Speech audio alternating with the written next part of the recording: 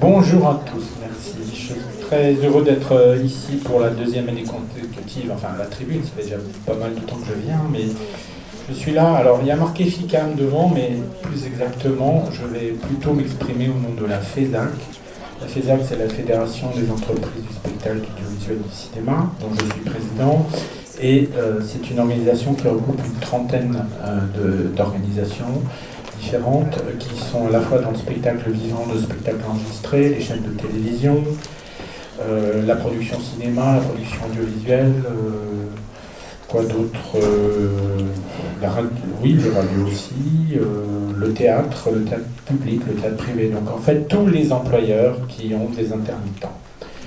Et donc, comme vous l'avez peut-être vu dans l'actualité très récente, la FESAC a publié un communiqué hier, et dans ce communiqué, nous avons rappelé un point qui me paraît essentiel, et c'est un point qui est en accord avec les organisations représentatives de salariés qui m'entourent et d'autres. C'est le fait qu'on s'est engagé depuis déjà pas mal de mois dans l'élaboration d'un plan d'action. Un plan d'action pour promouvoir l'égalité entre les femmes et les hommes et lutter aussi contre les violences sexistes et sexuelles dont on parle beaucoup en ce moment, et à la fois donc dans le champ du spectacle vivant et du spectacle enregistré. Alors, ce plan d'action, François l'a dit ce matin rapidement, est articulé sur cinq axes.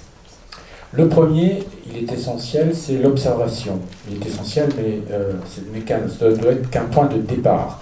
C'est l'observation sur la question des inégalités professionnelles dont on a pas mal parlé ce matin, et on a pu constater qu'il y avait du boulot.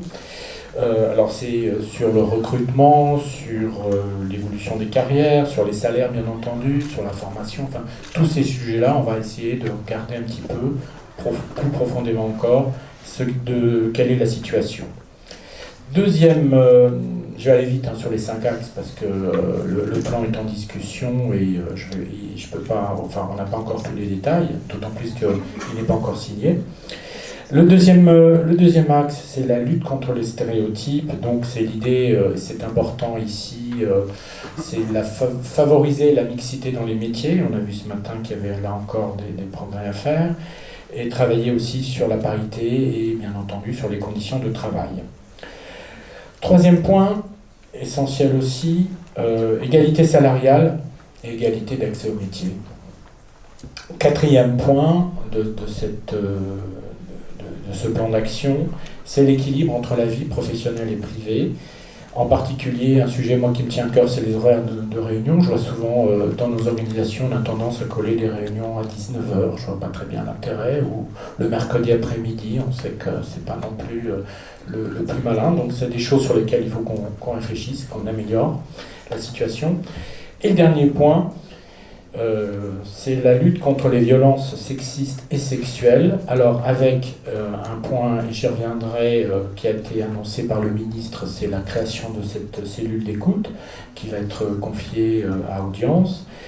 La formation, c'est un sujet important, la formation de médecins, parce que, encore une fois, si on a une cellule d'écoute, il faut que les gens qui soient de l'autre côté du fil, du téléphone, il n'y a plus tellement de fils, mais enfin bref, de l'autre côté, soient capables de répondre aux angoisses, soient capables de répondre à des choses très concrètes. Donc ça nécessite des gens qui soient formés. D'autre part, toujours dans la lutte contre les violences, il y a bien entendu tout ce qui est outils de communication. Je crois que Christophe aura quelque chose à nous montrer. Les questions de formation, tout ce que je viens de dire, donc que les gens soient formés à l'écoute. Et donc, voilà les points sur lesquels nous sommes en discussion avec les organisations syndicales. J'espère qu'on va aboutir prochainement. Il n'y a pas de raison qu'on n'y arrive pas. Il y a pas mal de choses dans ce projet. Et je vais revenir donc peut-être un peu plus longuement sur la création de cette cellule d'écoute qui a été annoncée par le ministre de la Culture la semaine dernière au cours des assises pour l'égalité femmes-hommes. Et c'est vrai que c'est peut-être pas la mesure phare, mais c'est sans aucun doute une des mesures les plus importantes. Et il était temps qu'on puisse le faire au niveau de notre secteur. Et ce qui est important, c'est que le ministre a annoncé que cette structure d'écoute allait être mise en place dès le début de l'année prochaine et que le ministère de la Culture allait en assurer le financement, ce qui était jusqu'à maintenant un petit peu le point de blocage. Alors, je crois qu'aujourd'hui, face à tous ces comportements qu'on ne peut plus accepter et qui ont été acceptés malheureusement bien trop longtemps, je crois que l'ensemble des acteurs de nos secteurs sont en train de se mobiliser comme jamais, et je crois que c'est très important qu'il y ait du concret, parce qu'encore une fois, ce qui manque probablement aujourd'hui, c'est de l'action, et je crois que les choses sont en train de changer. Voilà, il est plus que temps. Et donc, nos professions, qui sont quand même des professions très visibles dans l'ensemble, et ça va bien au-delà de l'animation, bien entendu, on doit avoir comme... on doit être exemplaire. Donc, voilà, c'était le petit message que je souhaitais faire passer en début, en point d'actualité, parce que c'en est un vraiment, et en plus, je crois qu'on est ici, et heureusement d'ailleurs, il n'y a pas l'ombre d'une différence d'appréciation entre les différents intervenants et, sur ce type de sujet. Alors, est-ce que je continue ? Pardon, peut-être passer la parole à Christophe qui veut, tu sais, voilà, parler de ça. Oui, bonjour, Christophe Poli, CFDT. Je voulais juste vous dire un mot. À la CFDT, en général, on est très engagé sur nos valeurs et dans les actions dans la société. On a une grande action contre les discriminations et la violence en général. Là, ma fédération s'est engagée à une action de communication là, en ce moment. Alors, il y a des petites vidéos, il y a des photos, et on a fait des marque-pages également contre ce sujet des violences sexistes. J'en laisserai là-haut sur la table tout à l'heure. C'est pour mettre en avant le numéro d'urgence 3919, et on vous appelle, pour ceux qui pourront être disponibles, qui le souhaitent, à la marche du TOUT le 23 novembre prochain. Voilà. Brièvement sur ces questions, pour dire que évidemment à la CGT aussi on travaille sur ces questions depuis un certain nombre de temps. Je ne pense pas qu'il y ait de désaccord effectivement avec les organisations patronales sur le terrain de comment lutter. Après, sur la manière d'y parvenir, sans aller jusqu'à évoquer des désaccords pour le plaisir d'évoquer des désaccords, mais nous pensons qu'il faut des mesures. On a travaillé notamment dans la prestation technique avec Jean-Yves et d'autres sur déjà un accord égalité femmes-hommes dans la prestation technique. Il y a des avancées. Le souci, c'est qu'on n'a pas de mesures suffisamment normatives, de mon point de vue, pour permettre une réelle égalité. Voilà. La question, s'agissant du film d'animation, mais s'agissant aussi de la production cinéma ou de la production audiovisuelle, et pas tellement sur le terrain, notamment pour les salariés intermittents, n'est pas tant sur le terrain de l'inégalité à proprement parler des salaires, c'est-à-dire que sur une même fonction, a priori, je dis bien a priori, même si ça peut arriver que les salariés ne soient pas payés de la même manière selon qu'il s'agit d'une femme ou d'un homme, mais a priori, les niveaux de rémunération sont respectés. Là où on a des soucis, voilà, c'est sur la manière dont les gens poursuivent à un moment donné leur évolution professionnelle. Voilà. Où là, effectivement, il y a un réel décalage et on voit bien qu'on monte plus facilement, entre guillemets, dans la hiérarchie des professions quand on est un homme plutôt que quand on est une femme. C'est-à-dire qu'on passe plus facilement de la fonction d'assistant à la fonction supérieure quand on est un homme que quand on est une femme. Donc là, ça veut dire qu'à un moment donné, il faudra des dispositifs précisément normatifs, comme je l'évoquais, pour permettre d'enrayer ça. S'agissant ensuite de la violence faite aux femmes sur le lieu de travail, bon, c'est clair que le facteur de la précarité n'aide pas, c'est-à-dire que plus on est précaire, plus c'est difficile de se défendre, et plus on est précaire économiquement, et plus ça ajoute effectivement à la complexité de la problématique, de mon point de vue, enfin de notre point de vue. Voilà. Donc ça c'est un souci, mais nous souhaitons, au-delà de la cellule, au-delà des référents, en plus il y a déjà des dispositifs conventionnels qui existent, hein, puisque par exemple dans la production cinématographique on a des délégués de plateau, c'est-à-dire normalement des salariés, même si c'est difficile à mettre en place, mais a priori des salariés qui doivent pouvoir faire remonter auprès des sociétés de production un certain nombre d'éléments qui se passent mal sur le terrain social, etc. Nous, ce que nous souhaitons, c'est qu'il y ait une prise en compte de l'ensemble des professionnels, voilà, sur ce terrain-là. C'est-à-dire que moi, les copines ou les copains que je rencontre qui travaillent sur les tournages, etc., ils me disent, on a nous-mêmes été témoins, à certains moments, de choses un peu limites. Voilà, pour tout un tas de raisons. Parce que d'abord, il y a le statut du créateur aussi qui le protège. C'est-à-dire, on ne va quand même pas remettre en cause le créateur, le réalisateur, etc., sans diaboliser personne, voilà, qui a une espèce qui a l'importance que vous savez effectivement dans nos pays. Voilà. Donc il y a cet élément-là. Donc la question, c'est comment à un moment donné des professionnels qui ont été eux-mêmes confrontés à ce type de problématique peuvent intervenir, ou peuvent en tout cas faire remonter un certain nombre de choses qui leur paraissent un peu curieuses sur le terrain, du harcèlement, etc., etc. Alors bien évidemment, l'idée c'est pas d'aller mettre un flic derrière tout le monde, parce que je pense que c'est pas la société que nous voulons, et personne ne veut ce type de société sur le fond. Voilà. Mais c'est en tout cas permettre aux professionnels de pouvoir, à un moment donné, faire remonter un certain nombre d'informations et sortir du silence quand eux-mêmes ils ont été témoins de ce type d'action. Donc bien évidemment que on est tout à fait raccord avec les organisations syndicales d'employeurs sur la dynamique qui se met en place, mais après, ce nous semble, il faut aller plus loin sur l'intervention des salariés eux-mêmes sur ce terrain-là, voilà, sans être plus loin.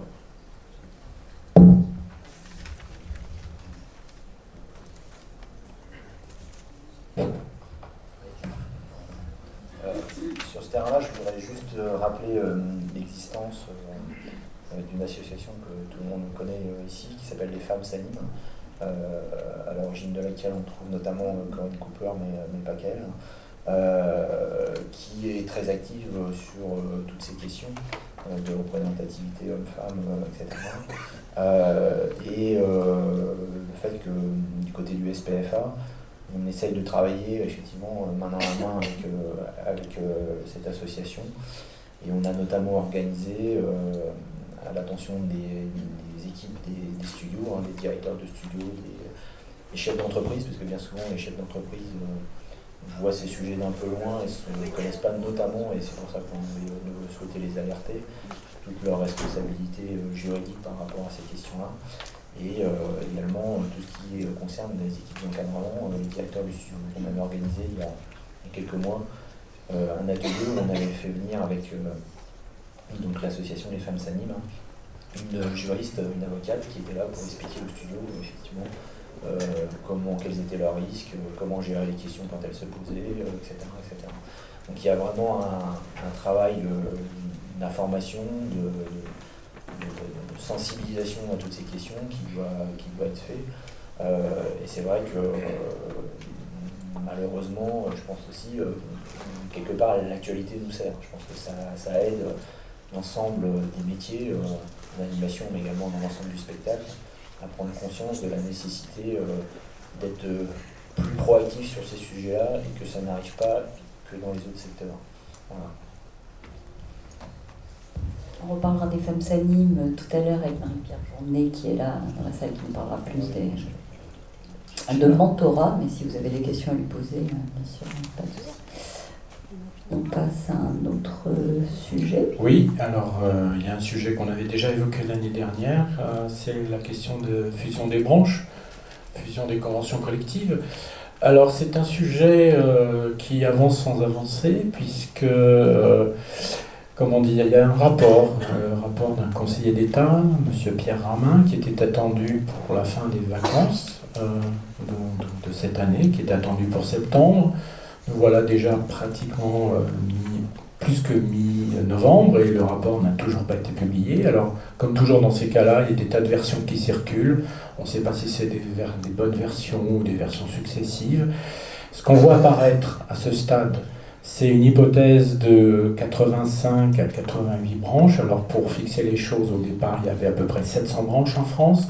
Il y a eu un premier rapprochement qui est en cours, qui doit arriver à peu près à 200. L'idée, c'était que les branches qui ne sont pas très actives ou qui ne sont pas justifiées pour un certain nombre de raisons n'existent plus ou se rapprochent d'autres branches. Donc on est à peu près à ça aujourd'hui. Et donc l'objectif final, dans 5 ans, c'est 85 à 88 branches. Alors, concernant plus spécifiquement nos secteurs, il y a plusieurs versions, donc, comme je l'ai dit, qui circulent, et il y en a une qui dirait en tout cas que il y aurait un ensemble culture et communication dans lequel on verrait production cinéma, production de visuel, animation et jeux vidéo. Alors, à ce stade, il faut rester très prudent parce qu'on ne sait pas si ce qu'on voit est réellement le rapport Ramin. On voit des feuilles, on voit des documents. Moi, je ne sais pas. Enfin, j'ai des feuilles blanches. Enfin, il y a des choses écrites dessus, mais il n'y a écrit nulle part extrait du rapport Ramin. Donc, voilà ce qui circule. Nous, autour de la table, on a des positions qui peuvent être les mêmes sur certains points et divergentes sur d'autres, c'est normal. Je sais que ce que vient d'évoquer là, le rapprochement dans la même branche de production, cinéma et audiovisuel ne convient évidemment pas à Stéphane, d'après ce que je me rappelais de nos discussions. Je ne sais pas du tout si c'est gravé dans le marbre, encore une fois. Ma branche à moi, les entreprises techniques au service du cinéma, de l'événement, etc., n'est pas dans la liste. Donc aujourd'hui, on est une branche avec un autre secteur qui est le Sympaz. On fait une branche ensemble, on ne sait pas si notre branche peut être maintenue ou pas. Enfin voilà, donc il y a encore beaucoup de mystères. La difficulté, une des difficultés que nous avons, c'est que d'après les textes, le ministère du Travail a la possibilité d'imposer des rapprochements. C'est-à-dire, l'idée, c'est essayer de vous rapprocher entre vous, discuter. Donc, ça discute effectivement dans tous les sens en ce moment, depuis quelques temps. Et espérons qu'on va arriver à des rapprochements volontaires, mais il y a une sacrée épée de Damoclès qui est au-dessus de nos têtes.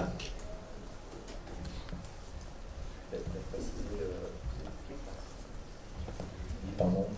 Peut-être pour préciser le propos de Jean-Yves, c'est vrai qu'effectivement, je l'avais d'ailleurs dit ici, je crois, l'année dernière, le secteur de l'anime n'est pas forcément volontaire pour aller se rapprocher de la production audiovisuelle, de la production cinématographique, qui ont chacune leur convention collective, ou encore du jeu vidéo,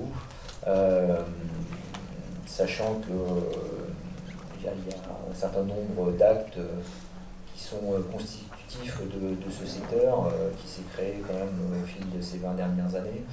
Et la mise en place de la convention collective en 2004, je crois, en 2005 de mémoire, fait partie de ces actes constitutifs du secteur qui a, au fil des ans, essayé d'affirmer à chaque fois qu'il le pouvait dans tous les domaines, que ce soit dans le domaine social, dans le domaine réglementaire, dans le domaine des aides publiques, etc., a toujours essayé de faire valoir sa spécificité, et c'est cette constante quête de reconnaissance et de cette validation de cette spécificité qui a permis d'amener le secteur de l'animation très certainement là où il est aujourd'hui.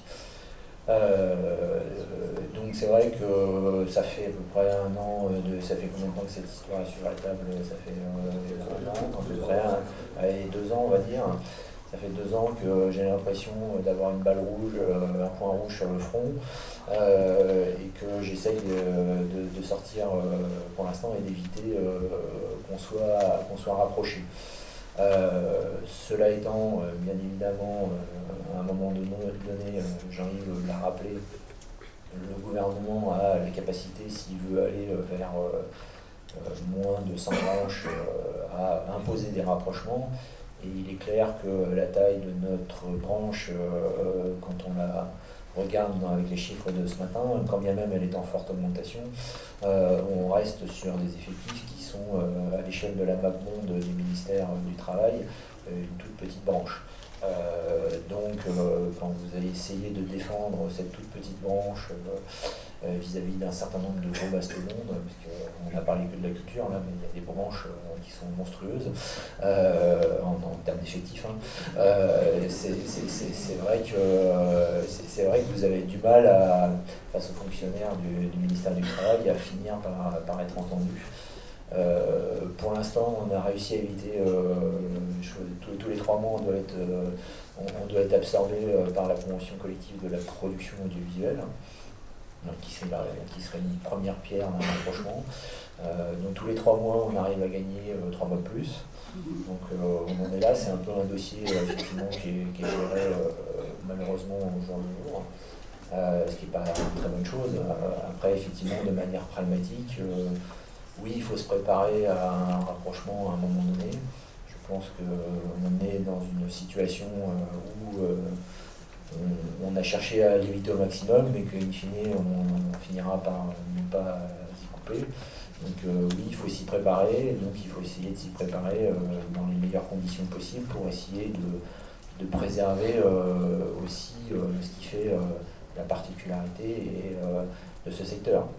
Le rapprochement avec la production audiovisuelle, on peut se dire, bon, tout va très bien, on a des métiers qui sont extrêmement différents dans l'animation par rapport au reste de la production audiovisuelle ou cinématographique. Donc, grosso modo, on devrait pouvoir gérer nos listes de fonctions, nos salaires de manière un peu autonome à l'intérieur de cette branche de la production audiovisuelle ou de même une branche qui pourrait aussi regrouper la production cinématographique. Et tout va très bien, Madame la Marquise. Sauf que tout n'est pas aussi simple, et bien évidemment, ces conventions collectives ont chacune leurs particularités. Donc il y aura forcément un tronc commun. Qu'est-ce qu'on mettra dans le tronc commun? Quelles seront les tentations de mes 2 amis à l'extrême gauche et à l'extrême droite de nous imposer à travers cette négociation d'un certain nombre d'éléments qui sont hors sol par rapport à... j'ai fait exprès. Je ne sais pas qui est à gauche et à droite en plus. Et donc, et par ailleurs, on le sait très bien, on a un certain nombre de fonctions qui sont des métiers qui sont un peu transversaux. On peut penser à tous les métiers d'encadrement, les métiers de la post-prod, etc. Image et son. Donc on a des grilles de salaire qui sont particulières dans le secteur de l'anime, qui sont le reflet de l'économie du secteur, qui n'est pas du tout le même que le secteur de la fiction, et la fiction prime time. Je suis d'autant plus bien placé pour en parler que je suis par ailleurs délégué général de l'USPA, qui est un groupe de producteurs de fiction. Donc je vois très bien qu'on ne parle pas de la même chose. Et donc voilà, est-ce que nos amis n'auront pas aussi la tentation de vouloir nous imposer, dans le cadre de ces rapprochements, des niveaux de salaire qui sont totalement décorrélés par rapport à les niveaux de salaire qu'on peut avoir dans le secteur de l'animation, et donc quelque part faire exploser les grilles de salaire qui sont dans le paysage. Voilà. Le débat est lancé. C'est comme c'était la pause, vous avez déjeuné. Voilà, donc comme le dit Stéphane, on va tout faire péter alors, c'est ça qu'on va faire. Bon, ça va faire exploser les trucs. Ça, c'est laisse évoluer. Ça c'était facile, mais c'était dans ça. C'est pour ça, moi je disais à Magali, viens là. Donc, sur la fusion des branches, nous on essaye d'être pragmatique. On sait que le gouvernement a le projet donc d'aller vers 85, 100, 105 peut-être branches, voilà, peut-être divisé par 2, les 200 qu'on a maintenant, mais je pense que ça ne nous concerne pas en fait cette fourchette de 80 à 100 là sur le périmètre des affaires tombées du camion. On a 17 grandes filières, on est parmi les filières celles où il y a le moins de salariés à l'intérieur. Il est bien, dans ce qu'on a vu tomber du camion, nous, il n'y a pas de critères d'effectifs nouveaux qui arrivent, donc pour le coup là on peut être un peu plus tranquille. Il nous range donc dans une filière, mais avec 7 conventions collectives sur la totalité de notre périmètre actuel, on pourrait dire un périmètre OPCA, AFDAS, et puis OPCO, puisqu'il a bien changé. Donc voilà, là-dedans il y a des choses qui sont relativement logiques. Nous, ce qu'on pense, c'est que il y a des choses qui sont de toutes les façons à discuter forcément entre nous, organisations de salariés, entre nous, organisations de salariés et organisations d'employeurs. Ce qu'il faudrait arriver à faire de notre point de vue CFDT, c'est prendre les devants par rapport à la volonté ministérielle que ça se fasse, donc éviter ce que Jean-Yves et Stéphane envisageaient, des choses auxquelles ils faisaient allusion, ce qui s'appelle de la fusion administrative, c'est-à-dire que le ministère il décide maintenant c'est ça, puisque tu n'as rien foutu, voilà, je te mets là comme ça. Donc il ne faut pas rester, de notre point de vue, il ne faut pas rester du côté employeur sur des positions de repli, parce qu'après on ne sait pas où on va tomber. Si on s'organise entre nous pour faire une fusion, disons, volontaire, ils vont nous laisser le temps de la faire tranquillement. Voilà. Ils regarderont forcément, mais ils ne vont pas nous emmerder pendant qu'on le fait. Nous embêter. Et voilà, donc ça c'est ce que nous on préconise. Après, il s'agit d'une négociation. Nous, à CFDT, ces affaires de particularité, d'identité de secteur, de particularité de secteur, il faut les préserver, parce que sinon on fait un gros boulga qui ressemble à rien, c'est même plus la peine de faire des secteurs d'activité et des branches à l'intérieur. On fait une seule convention collective dans les métiers en France, on parle plus. Donc là, il y a des particularités, production cinéma. Il y a une affaire de jeux vidéo aussi qui traîne, je ne sais pas si... voilà, moi j'étais pas là hier, mais voilà. Il y a des choses un peu édifiantes qui transparaissent aussi par rapport à ça. Donc il faudra se poser la question de la situation du jeu vidéo, sachant que le ministère du Travail aujourd'hui situe le jeu vidéo avec la production cinéma, avec la production de films d'animation et avec la production audiovisuelle, donc il faudra qu'on en discute. Il y a l'absence, pour l'instant, dans les textes apocryphes, c'est pas encore... qu'on a récupéré de la convention collective de la prestation technique, des entreprises techniques au service de la création de l'événement. Donc on ne sait pas aussi où elle va aller. Mais après, on est en négociation. Quand Stéphane dit qu'est-ce qu'on va vous imposer, mais enfin bon, je veux dire, nous, l'organisation de salariés, vous faites pas rire, quoi. Je veux dire, quand vous voulez pas un truc, vous ne le voulez pas, quoi. Donc je ne sais pas ce qu'on va vous imposer là-dedans. Mais il s'agit d'être raisonnable par rapport à ça et d'être surtout cohérent par rapport aux filières métiers, par rapport aux secteurs d'activité économique, préserver une forme de régulation, en tout cas c'est notre point de vue, une forme de régulation sociale et économique dans chaque partie qui ne va pas se coller l'une à l'autre. Il y a des choses que bien évidemment de manière raisonnable et en ayant un objectif commun, transversalisé, il y a des choses pour lesquelles il me semble que les entreprises peuvent être gagnantes tout autant que les salariés dans cette perspective-là. Et après, il y a le temps qu'on peut se donner pour faire ça, disons, de la manière la plus paisible et la plus tranquille. Maintenant, ce qu'on sait, nous, organisation de salariés, c'est que c'est beaucoup plus compliqué pour les employeurs que pour nous. Parce que nous représentons plus facilement le même périmètre là, qui vient de se fusionner, alors que les organisations d'employeurs ne représentent que le périmètre qu'elles ont là maintenant, donc elles doivent se mettre l'une à côté des autres quand elles fusionnent, donc leur taux de représentativité diminue, voilà, et ça peut aussi occasionner des difficultés de leur part et des tentations aussi de rester dans leur coin. Mais à un moment donné, il va falloir vous poser la question d'éventuel rapprochement, vous faites ce que vous voulez, mais pour pas que vous... Non, parce que si tout d'un coup, nous, dans les négociations, on se retrouve avec 250 représentants employeurs en face de nous, c'est un peu plus compliqué pour discuter. Il y a aussi cette efficacité de négociation, enfin moi je vous le dis, je le dis à tout le monde là, mais il faudra qu'on puisse dire les choses correctement. Là, en ce moment, on commence au moment où je parle, il y a la deuxième réunion de la négociation sur la radiodiffusion. On a 7 organisations d'employeurs en face de nous, c'est pas facile, pour qu'ils se mettent d'accord entre eux. Voilà. Donc il y a cet aspect-là aussi à voir, et nous on n'est pas très très inquiets, on sait qu'il y a du temps, on sait que c'est de la négociation, on sait comment ça marche, donc et si on est tous raisonnables, je pense que ça peut pas trop mal se passer. Stéphane Lebars a toujours eu une peur déraisonnable des organisations syndicales de salariés. Ça vient, j'en ai confirmation, on le savait déjà, mais on a la confirmation. Nous, on n'imposera rien, c'est les salariés qui, avec nous, imposeront éventuellement un certain nombre de choses. Sur la fusion des branches, sur le principe, on y est hostile. Pourquoi ? Parce qu'elle vient heurter un principe constitutionnel qui est la liberté de s'associer. Voilà. Alors je vous entends dire le gouvernement va nous imposer, etc. C'est pour ça qu'à la CGT, on a déposé une question préalable de constitutionnalité justement pour demander au Conseil constitutionnel de se pencher sur cette problématique de fusion imposée des branches, voilà, puisqu'on considère que ce n'est pas constitutionnel, ça vient heurter le principe de liberté de s'associer. Ce qui, voilà, on ne peut pas parler de liberté du dialogue social et puis à un moment donné, parce qu'on a un gouvernement qui s'appelle le gouvernement M, décider qu'on bafoue un certain nombre de libertés fondamentales.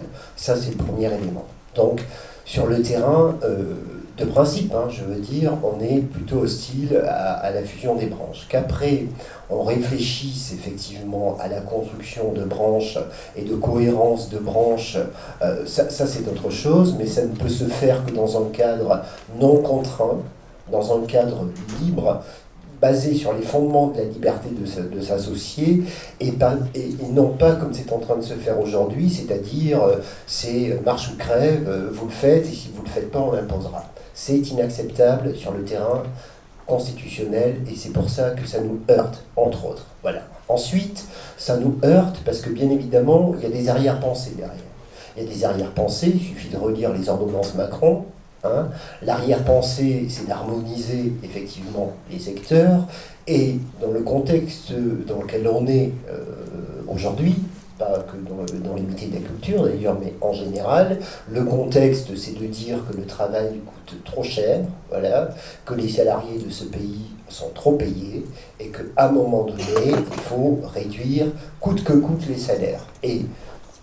Ou alors on fait de l'angélisme complètement, mais l'idée, si tu veux, moi j'aimerais bien, Stéphane, qu'on ait assez de force pour t'imposer effectivement d'harmoniser les branches vers le haut, très franchement, voilà, et que tu aies peur à raison, voilà, mais malheureusement, je veux dire, ce nous semble, les orientations gouvernementales ne se font pas dans ce sens, c'est plutôt de dire le travail coûte trop cher, il faut réduire le coût du travail, et il y a ça contenu dans les ordonnances Macron quand on les lit attentivement. Voilà. Donc les arrière-pensées vont plutôt, de mon point de vue, dans un sens inverse. Ensuite, sur les rapprochements proposés, c'est dommage qu'on n'ait pas pris la peine, ça a été évoqué par une camarade ce matin, de réfléchir à la filière des effets spéciaux, par exemple. C'est-à-dire qu'on ne peut pas pondre des rapports dithyrambiques sur les effets spéciaux en France, etc., et dans le même temps accepter que ces métiers des effets spéciaux se promènent dans deux conventions collectives différentes. Voilà. Je sais qu'à l'époque, Stéphane, pour ne pas te tenser, tu étais sensible à cette problématique à une certaine époque. Je ne sais pas où vous en êtes aujourd'hui parce qu'on n'a pas abordé cette question-là avec vous, mais nous, on souhaitait en tout cas que dans cette problématique générale de la fusion des branches, la problématique des effets spéciaux soit abordée autrement qu'elle ne l'est aujourd'hui, c'est-à-dire qu'on laisse ça se promener entre les entreprises techniques au service de la création et de l'événement, et on n'a rien contre les entreprises techniques au service de la création et de l'événement, et la convention collective de films d'animation. C'est pas tenable. Voilà. Il y a une autre filière, alors là, dans les documents qui sont tombés du camion, c'est la filière jeux vidéo. Il faut savoir que dans le jeu vidéo, les employeurs ne veulent pas venir depuis des années à la table des négociations et, grosso modo, ne veulent pas de convention collective du jeu vidéo. C'est la grande détresse des salariés du jeu vidéo. C'est-à-dire qu'il y a un certain nombre de jeunes, et pas que de jeunes, mais beaucoup de jeunes dans le jeu vidéo qui sont exploités, et je le dis de manière éhontée. Et d'ailleurs, il y a eu quelques crises ces mois derniers dans certaines entreprises du jeu vidéo. Je ne parle pas des rythmes de travail, des salaires, etc. Et donc, là aussi, à un moment donné, si on a la volonté de vouloir, pour le coup, encadrer un certain nombre de secteurs, puisqu'il ne peut pas y avoir de poids de mesure, mais si on a la volonté de vouloir encadrer un certain nombre de secteurs, il faut aussi réfléchir à ces problématiques-là. Donc, je partage en partie ce que dit mon camarade de la CFDT, c'est-à-dire c'est paisible, laissons faire, vous allez voir, tout va bien se passer. Voilà. Je partage quand il dit qu'il faut qu'on intervienne, nous, en tant que partenaires sociaux, dans cette problématique, mais je ne suis pas de concert sur le dormez braves gens, quoi. Voilà, c'est-à-dire qu'à un moment donné, et qui plus est, ça va à l'encontre aussi de ce qu'on a construit, et Stéphane, et là je partage ce que dit Stéphane Lebars, c'est-à-dire qu'on a construit, non mais ça nous arrive de temps en temps Stéphane, voilà, on a construit une filière de l'animation parce qu'on a négocié une convention collective de l'animation, et je crois qu'on a été moteur tous ensemble dans cette dynamique-là. Voilà, et à un moment donné, et ce travail est tout récent relativement, hein, puisque ça date de 2004-2005, voilà, le temps passe vite, mais quand même, voilà, et on vient nous dire maintenant tout ce que vous avez fait au fond à refaire, et faites autre chose, voilà. Donc ça, y compris sur le terrain principiel, c'est un peu inacceptable. Voilà. Donc je ne vais pas être plus long, mais on a la responsabilité d'informer les salariés. Je crois que les salariés sont attachés à la spécificité de leur secteur, même si la spécificité d'un secteur, ça ne doit pas conduire à l'enfermement. Hein, c'est encore une autre problématique. Voilà. Mais à un moment donné, il faut voir s'il y a une cohérence, s'il y a un intérêt à la fois en termes de filière économique et s'il y a un intérêt quelconque pour les salariés que nous représentons. Voilà. Oui, je voudrais juste te dire deux petites choses par rapport à ce qui vient d'être dit. Sur les niveaux de salaire, pour moi, le problème, ce n'est pas les niveaux de salaire, mais le niveau des charges que les entreprises ont à supporter. Donc ça, c'est cotisation sociale, mais bon, effectivement, c'est un vaste sujet. Et d'autre part, ce que tu disais, Christophe, sur la représentativité, en parlant des organisations patronales, je suis d'accord avec toi, mais ça a aussi un impact sur les organisations syndicales, parce que les poids aujourd'hui des différentes organisations syndicales dans les différentes branches peut être sérieusement remis en cause, et les équilibres que nous connaissons aujourd'hui seront sûrement pas les équilibres de demain, à la fois pour nous, mais pour vous aussi. Est-ce que j'embraye sur un... Ah, pardon. Non, je pense que... Et là, pour le coup, ça va peut-être pas te faire très plaisir, je pense que... Laurent a posé une question intéressante, et Sophie, ce matin aussi, en questionnant notamment le secteur, je ne veux même pas parler du jeu vidéo, mais celui des effets visuels numériques. C'est vrai que, je le disais ce matin, à un moment donné, dans une réponse, on a des problématiques, effectivement, on a des entreprises qui sont 100% anime, on a des entreprises qui sont 100% anime et qui font un peu de VFX, on a des entreprises qui font essentiellement du VFX et un peu d'anime, et des entreprises qui font que du VFX, avec des talents qui passent allègrement d'une structure à l'autre, et qui, en passant d'une structure à l'autre, passent d'une convention collective à l'autre. Donc c'est vrai que c'est une vraie question de fond de cette, en termes de cohérence des champs d'activité et au regard des parcours des individus. L'histoire fait qu'aujourd'hui, effectivement, on est sur cette organisation. Et globalement, cette question n'a pas l'air d'être plus interrogée par le gouvernement dans sa backbone de répartition des conventions collectives, puisque je ne sais plus exactement où ils vous ont mis, Jean-Yves, mais visiblement, ils ne vous ont pas mis dans un ensemble dans lequel nous-mêmes on sera intégrés. Donc, voilà. C'est peut-être assez grand pour être un ensemble. On a avec l'autre organisation qui a la même convention collective, on a peut-être une taille suffisante puisqu'on est à peu près à 25 000 salariés. Donc pour l'instant, on verra.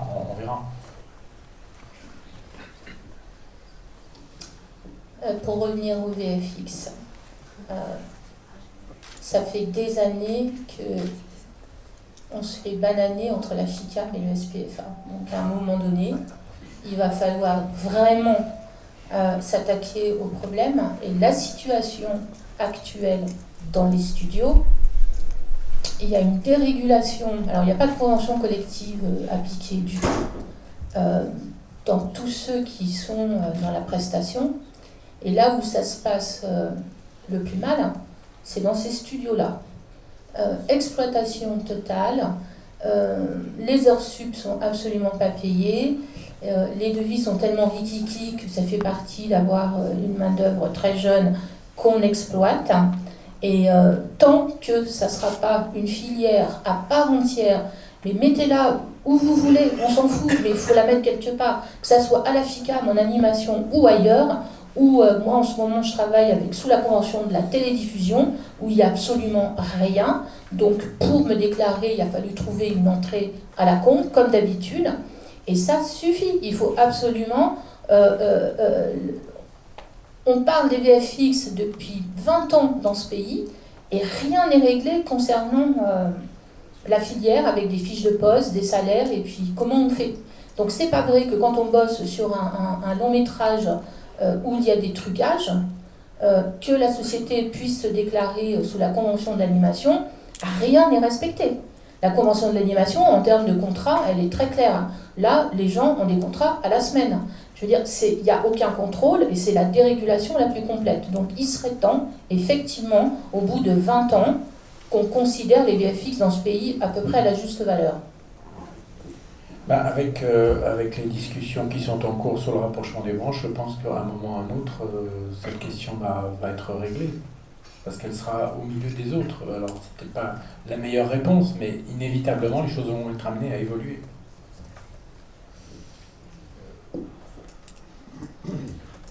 Non, si,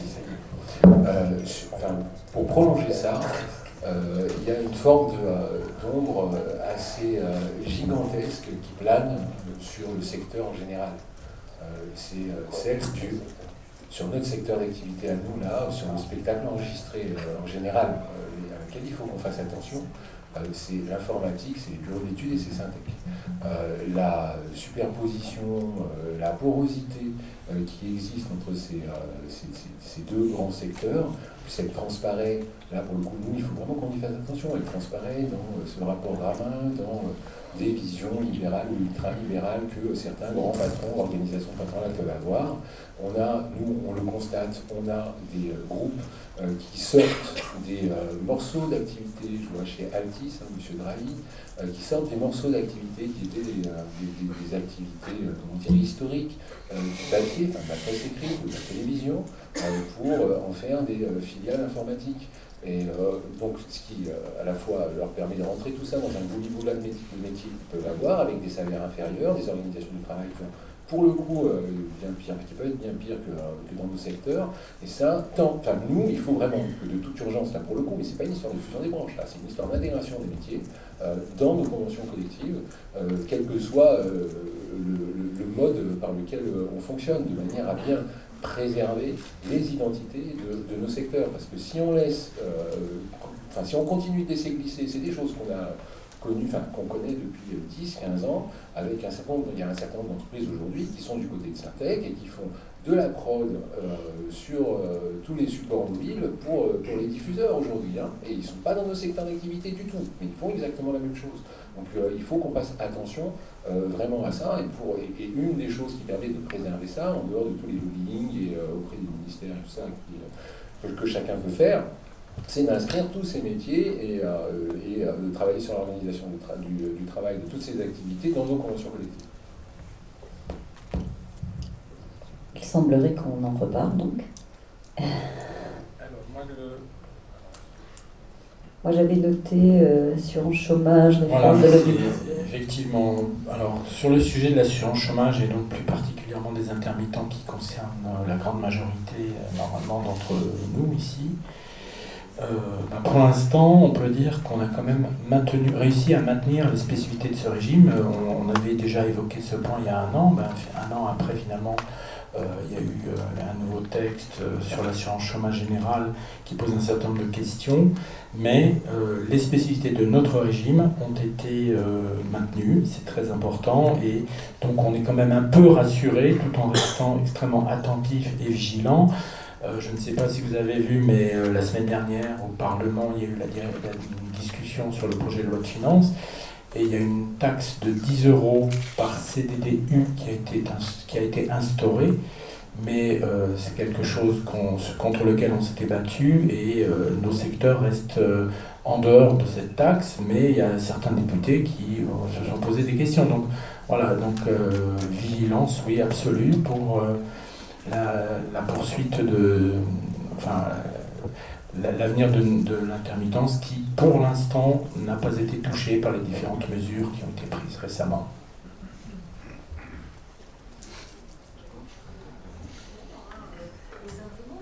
En fait, aujourd'hui, par rapport à l'accord assurance chômage sur les années 8 et 10, qui date donc d'avril 2016, on a un avenant à l'accord assurance chômage interprofessionnel qui constitue un avenant à l'accord assurance chômage interprofessionnel qui n'existe plus. Donc, en fait, aujourd'hui, on se retrouve avec quand même une certaine incertitude juridique. On a un accord dont le corps premier auquel il est attaché n'existe plus depuis que le gouvernement a pris la main sur l'assurance chômage.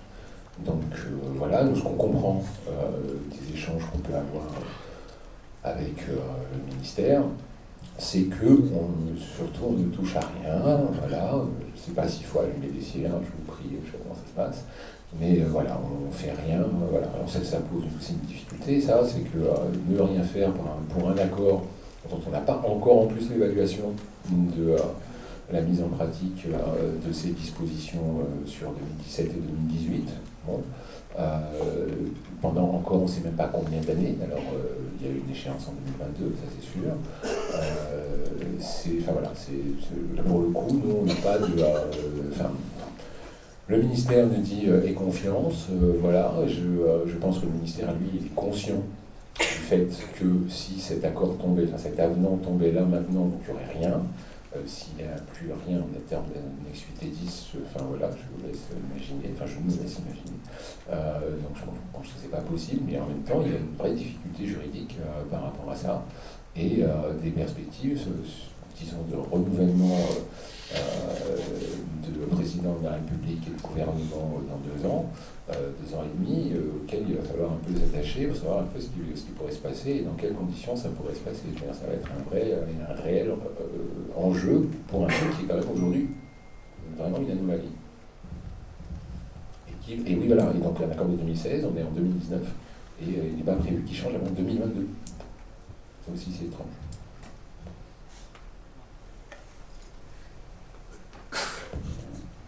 Tu veux parler? Oui. Sur le régime d'assurance chômage, quelques mots.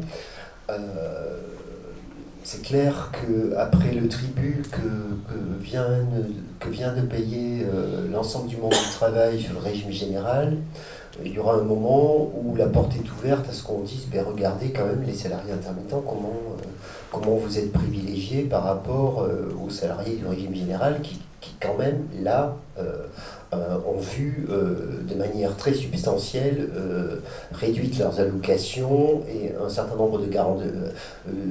On a durci la possibilité d'accéder au régime lui-même, enfin la possibilité de cumuler de l'emploi et de l'assurance chômage, etc. Donc, ce sera assez facile pour tous les gens mal intentionnés, et on sait qu'ils sont très nombreux sur le terrain de l'assurance chômage du spectacle, ces privilégiés qui servent à rien et qu'on finance pour rien. La porte est ouverte à ce qu'à un moment donné on dise, regardez, c'est plus tenable les privilèges que vous avez, il faut à un moment donné qu'on revoie le régime. Alors bien évidemment que aujourd'hui l'actuel gouvernement ne veut pas s'ajouter ce dossier à des dossiers que vous savez être aussi épineux, les dossiers de retraite, etc. Bon, peut-être ça ferait qu'ajouter à la possible contestation sociale.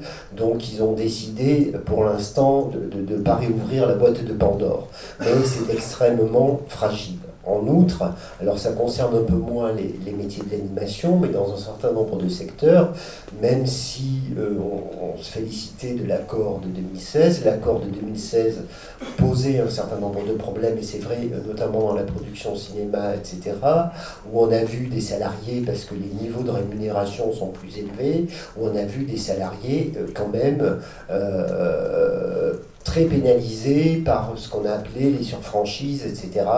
Et on a unanimement, côté organisation syndicale de salariés et côté organisation syndicale d'employeurs, tenté de trouver des correctifs, et le gouvernement s'est assis dessus en disant il y a eu un accord unanime, mais cet accord-là, on ne l'étend pas parce que ça va coûter trop cher, et circuler, il n'y a rien à voir. Voilà.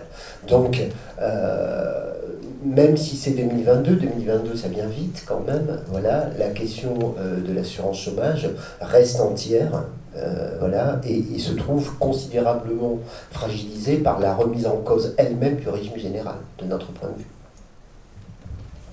Avant de passer la parole pour des questions dans la salle, Stéphane a parlé tout à l'heure de la directive SMA. Est-ce que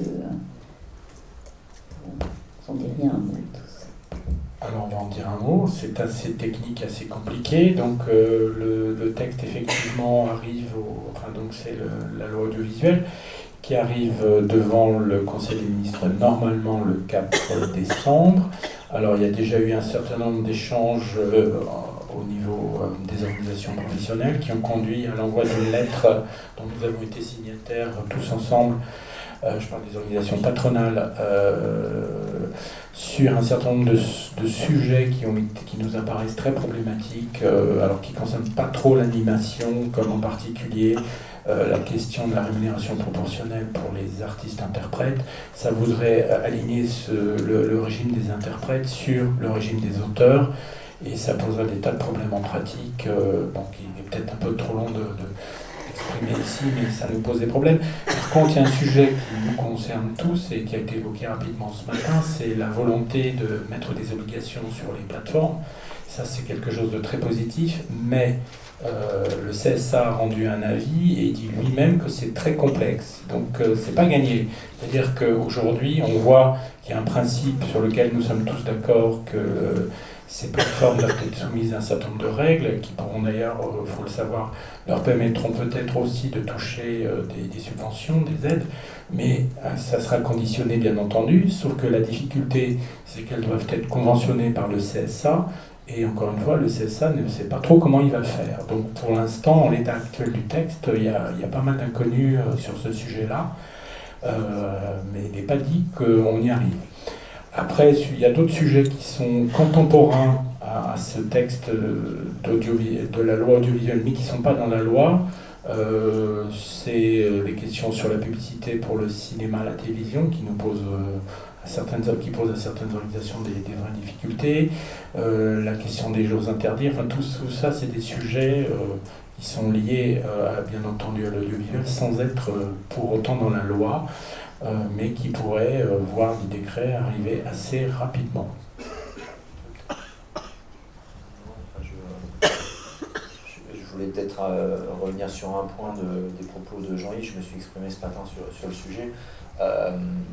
Bien évidemment, aller chercher des opérateurs qui sont installés en dehors du territoire français en matière d'obligations de production, qui sont installés en Hollande, pour beaucoup d'entre eux au Royaume-Uni, au Luxembourg ou en Belgique, et un exercice qui n'est pas simple. Cela étant, je ne partage pas forcément le scepticisme de certains. Je voudrais quand même rappeler que Netflix, aujourd'hui c'est le principal acteur qui pourrait être concerné par cette transposition de la directive, mais ça sera aussi également demain matin Disney+, Peacock de Universal, évidemment Amazon Prime Video, et j'en passe un certain nombre, Apple Plus TV, et peut-être HBO Max si effectivement il se déploie sur le territoire français. Je voudrais quand même rappeler que Netflix notamment est assujetti depuis maintenant 2-3 ans de mémoire à une taxe sur laquelle il vient abonder le CNC, sauf méconnaissance de ma part. Il me semble que Netflix paye très bien cette taxe. Le projet de loi de finances 2020 qui est actuellement en cours de discussion au Parlement prévoit d'ailleurs que leur taxe qui était à 2%, alors que celle des opérateurs historiques était à 5,65%, sera désormais la même pour tout le monde à 5,15%. Donc Netflix va passer d'un taux de contribution au CNC de 2% à 5,15%. Et cette taxe est, à ma connaissance, payée sans aucune difficulté par Netflix aujourd'hui. Ce qui n'est pas forcément le cas de tous les opérateurs. Les mauvais payeurs ne sont pas toujours là où on les attend. Et par ailleurs, le groupe Netflix, on est au stade des déclarations d'intention, il va falloir voir comment tout ça se traduit après quand on va rentrer dans la négociation interprofessionnelle. Netflix a déclaré publiquement à Dijon il y a une dizaine de jours qu'ils étaient prêts à rentrer dans une négociation interprofessionnelle et à trouver des accords qui permettent effectivement de fixer un certain nombre de règles du jeu par rapport à vos obligations de production qui vont leur être imposées. Ça ne veut pas dire que la négociation sera simple, ça ne veut pas dire qu'on y arrivera forcément, peut-être qu'il faudra un recours in fine au décret pour mettre tout le monde d'accord, mais je ne suis pas convaincu que les opérateurs, en tout cas certains d'entre eux, ça sera peut-être plus difficile avec un acteur comme Amazon qui est tellement hybride que la partie vidéo n'est pas, et de très loin, pas forcément son cœur de métier, mais pour des opérateurs dont le service de SVOD sera le cœur de l'activité. On parle là de Netflix, de Disney ou d'Universal ou de HBO Max. Je ne suis pas convaincu que ces opérateurs-là ne soient pas à un moment donné amenés à être conventionnés avec le CSA et à jouer le jeu. Ça va être pas facile parce que bien évidemment ces opérateurs vont défendre leurs intérêts, mais je ne suis pas forcément pessimiste sur le résultat. Ça va mettre du temps.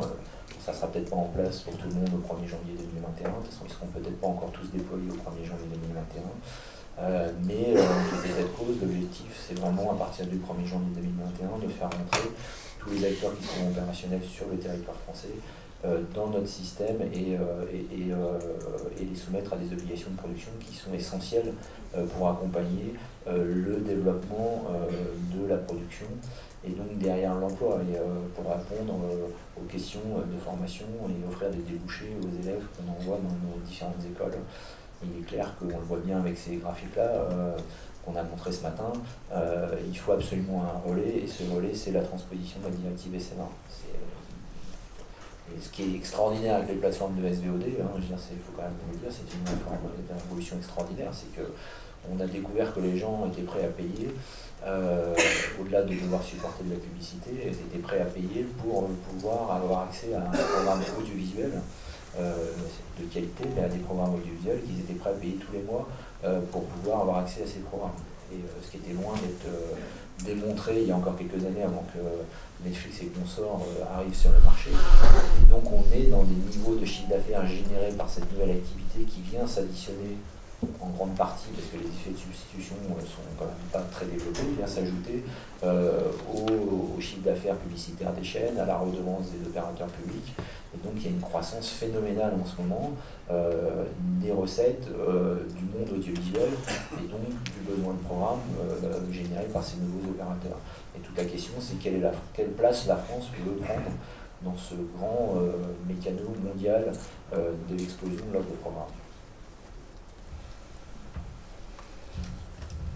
Juste quelques mots si tu veux. Ouais, brièvement, nous, ça nous va assez bien qu'on taxe ces nouveaux arrivants en termes d'obligations, d'autant qu'en plus, c'est des idées qu'on a portées autour des états généraux de la création à l'époque, tout ça, quand ça s'est mis en place. J'écoutais ce que tu disais, Stéphane, ce matin, et ça me rappelait des combats autour de l'exception culturelle, les états généraux, etc. Donc tout ça est en lien avec ce qu'on a toujours défendu. Puis en plus, il y avait quand même un peu le feu à la barque, si je puis dire, dans la mesure où les opérateurs historiques, et notamment Canal, ça a montré un peu leurs limites. Donc de toute façon, il faut trouver de nouvelles formes de financement, quoi qu'il en soit. Donc ça nous va plutôt assez bien. Je pense que Jean-Yves a raison de rappeler qu'il y a quand même une fragilité. On n'est pas à l'abri, effectivement, que ces nouveaux opérateurs trouvent à un moment donné un certain nombre de parades pour échapper à leurs obligations. Il y a ce que tu évoquais, Stéphane, ce matin, à savoir quelles seront les relations entre les sociétés de production et ces nouveaux opérateurs, production déléguée ou production exécutive. Et il faut bien imaginer que selon quel type de relation il sera envisagé, ça aura des conséquences sur l'emploi, sur les niveaux des rémunérations, et on le voit déjà, c'est-à-dire qu'à un moment donné, quand un opérateur historique a des contraintes, on le voit par exemple avec France Télévisions, quand France Télévisions a des contraintes, on voit qu'ils imposent aux producteurs, je ne dis pas que les producteurs le font systématiquement à contre-cœur, mais on voit bien combien il est difficile d'imposer le respect des conventions collectives, etc., parce qu'à un moment donné, les marchés sont tels que ça ne rend pas possible l'application des conventions collectives, parce que coûte que coûte, les sociétés de production cherchent à rétablir leur marge et en bout de chaîne, ce sont les salariés qui paient le tribut effectivement de ces marges. Donc ça nous pose un réel problème. L'autre problème qui n'est pas évoqué, mais je comprends parce que c'est pas le lieu peut-être, c'est que ce qu'on constate, puisque moi à l'époque dans une autre vie j'avais pas mal travaillé sur les états généraux de la création et notamment sur les questions d'exception culturelle, ce qu'on constate c'est l'affaiblissement du secteur public, alors qu'on sait que le secteur public dans la production audiovisuelle, enfin dans l'audiovisuel en général, normalement a un rôle moteur. Voilà. Et tous les pays qui sont dotés d'un secteur public fort, et notamment c'est le cas du Royaume-Uni en termes de télévision publique, ont un effet moteur sur l'ensemble de l'économie du secteur. Et là, quand on interroge le ministre sur la place du service public dans ce nouveau paysage, les réponses sont un peu ambiguës. Il y a ensuite ce qu'a évoqué Jean-Yves, la question de la chronologie des médias, etc., la publicité pour le cinéma qui inquiète beaucoup les producteurs de cinéma, et notamment la production indépendante, c'est-à-dire qu'à un moment donné, quelle incidence ça aura en termes d'exploitation sur la production indépendante. Donc, faut qu'on soit attentif, et puis je crois que ce que vous évoquiez, c'est-à-dire l'idée que les gens sont prêts à payer effectivement pour avoir une télévision qu'ils choisissent au moment où ils la choisissent et pour voir ce qu'ils veulent voir sur les écrans, c'est aussi peut-être, j'ai la faiblesse de penser, le signe d'un service public de télévision qui n'a pas toujours fait correctement son travail en termes de programmation, voilà, et parce qu'il n'en avait peut-être pas les moyens, et ça doit nous interroger. En parlant d'interrogation, y en a-t-il dans la salle?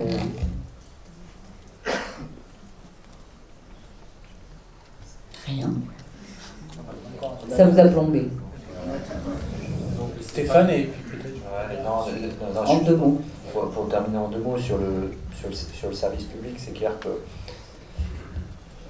dans ce paysage qu'on a dressé, je veux dire, il y a une opportunité formidable, je l'ai évoqué tout à l'heure, c'est la transposition de la directive SMA et l'intégration de ces plateformes dans notre système de soutien. Avec un danger majeur, c'est comment on va réguler la question des relations entre ces producteurs et ces plateformes, et au passage ne pas être effectivement transformé en producteur exécutif. Parmi les points dans le paysage, je dirais sur lequel je souhaiterais quand même mettre un petit volet en orange, un rouge et un orange. Un rouge, c'est bien évidemment la situation de France Télévisions. Je veux dire, on a un accord qui protège le secteur jusqu'en 2022 en matière d'investissement, puisque France Télévisions a signé un accord par lequel il s'engage à investir 32 millions d'euros par an dans le secteur de l'animation. Mais comme quelqu'un le disait tout à l'heure, 2022 c'est demain matin. Et au-delà, quel sera l'engagement du service public en matière financière dans le secteur de l'animation, au regard des performances, parce que ça sera bien évidemment lié à ça, au regard des performances des programmes auprès des enfants. Dans un univers où, je ne reviens pas dessus, le gouvernement impose à France Télévisions un saut dans le vide qui a été imposé à nul autre opérateur dans le monde, qui est l'arrêt d'une chaîne hertzienne de destination des enfants, pour aller sur les plateformes numériques, qui va se retrouver en concurrence frontale avec Disney+, Netflix et compagnie. Donc on a effectivement à moyen terme, pas forcément à court terme, mais à moyen terme, une vraie interrogation sur le devenir du service public, son rôle dans le secteur de l'animation et son impact auprès de la population des enfants. Le deuxième sujet, c'est le CNC. Tout le monde l'a vu, on en avait parlé l'année dernière du côté audiovisuel. Il y avait eu un plan de restriction qui a été adopté du côté audiovisuel en 2018 qui touche les années 2019 et 2020. Qui doit se solder en gros par 30 millions d'euros d'économies nettes du côté audiovisuel. Et il y a actuellement en discussion, le président du CNC l'a annoncé, un plan d'ajustement budgétaire aussi du côté cinéma, qui est de l'ordre de 15 millions d'euros pour faire en sorte que les recettes du CNC soient en cohérence avec le niveau de dépenses qui était trop important depuis un certain nombre d'années. Du côté audiovisuel, le sujet qui nous attend pour l'année prochaine, en 2020, c'est une nouvelle baisse du point de minute. Et c'est vrai qu'on l'a vu dans les effets sur l'emploi et sur le volume de production et sur la relocalisation des productions sur le territoire français et donc sur l'emploi. Le CNC et ses réformes successives en 2004, 2005 et en 2015 a été essentiel pour cette relocalisation de l'emploi sur le territoire français avec le crédit d'impôt. Donc la baisse du soutien côté CNC est effectivement relativement importante, est relativement importante voilà, je veux dire, il faut qu'on soit sur une baisse du point minute qui soit contenue pour éviter que les modèles de relocalisation sur le territoire français soient questionnés, réinterrogés et peut-être remis en cause par certains opérateurs. Donc voilà, c'est aussi un sujet d'un paysage et je voudrais juste terminer sur un tout petit point parce que j'entends souvent, c'est un sujet qui revient en disant oui, alors les opérateurs qui demain matin seront soumis à des obligations de production, est-ce qu'ils pourront avoir accès au compte de soutien ? La réponse est oui, d'autant plus que ces opérateurs cotisent au compte de soutien. Donc il y aura un certain nombre de règles du jeu à respecter, bien évidemment, qui sont celles du CNC, mais à partir du moment où il y aura un producteur délégué français qui travaillera pour une plateforme demain matin, qu'elle soit Netflix, Disney+, etc., sa production sera éligible au compte de soutien français et au crédit d'impôt français derrière, avec bien évidemment toutes les règles qui sont propres à chacune de ces deux maisons, à la maison du CNC et au crédit d'impôt national de l'autre côté. Et c'est l'intégration, l'arrivée de ces plateformes, leur intégration au sein des obligations, ça permet aussi d'ouvrir la porte de l'intégration au sein du système de soutien français. Et deux mots pour terminer sur un sujet qu'on n'a pas abordé du tout, mais qui est très important, je crois, c'est tout ce qui est lié à l'éco-responsabilité. On est dans un secteur très consommateur en énergie. Il va falloir qu'on trouve des solutions rapidement, enfin plus ou moins rapidement en tout cas, et c'est une forte demande à la fois des gens, de tout le monde, et à la fois des pouvoirs publics. Donc c'est vrai que moi dans mon secteur on y est confronté, on nous dit un peu de diesel à Paris en 2024, il y a des camions pour faire des films, je ne sais pas du tout comment on va faire, et au-delà de ça, donc je pense que c'est un sujet qui doit être une des préoccupations principales pour tout le monde. Merci à tous. Ça fait partie des sujets qu'on va... Je suis désolée Sophie, mais on va devoir passer à la table ronde suivante. Merci beaucoup. De toute façon, ce soir, autour d'un verre de différentes choses, on va continuer. Merci à tous.